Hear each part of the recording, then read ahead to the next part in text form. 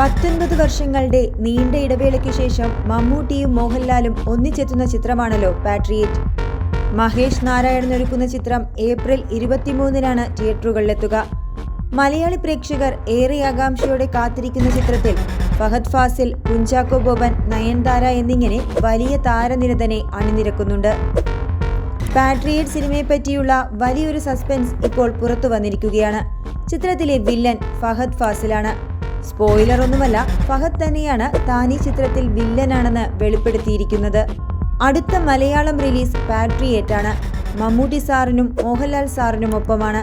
മുൻജന്മ ഭാഗ്യമാണ് ഇവരുടെ കൂടെ ഒരു സ്ക്രീൻ ഷെയർ ചെയ്യാൻ പറ്റുക എന്നത്. എല്ലാവരെയും പോലെ താനും ആകാംക്ഷയിലാണ്. പാട്രിയറ്റിൽ താൻ വില്ലനാണ് എന്നാണ് ഫഹദ് ഫാസിൽ പറഞ്ഞു വെക്കുന്നത്. ഈ സസ്പെൻസ് ഇപ്പോൾ വെളിപ്പെടുത്തിയത് എന്തിനാണെന്നൊന്നും വ്യക്തമല്ലെങ്കിലും സമ്പന്നമായ താരനിരയോടുകൂടി പുറത്തിറങ്ങുന്ന ഈ സ്പൈ ത്രില്ലർ ചിത്രത്തിൽ ഇതുവരെ മലയാള സിനിമ എക്സ്പീരിയൻസ് ചെയ്യാത്ത സിനിമാനുഭവം തന്നെ പ്രേക്ഷകർക്ക് ലഭിക്കുമെന്നതാണ് പ്രതീക്ഷ.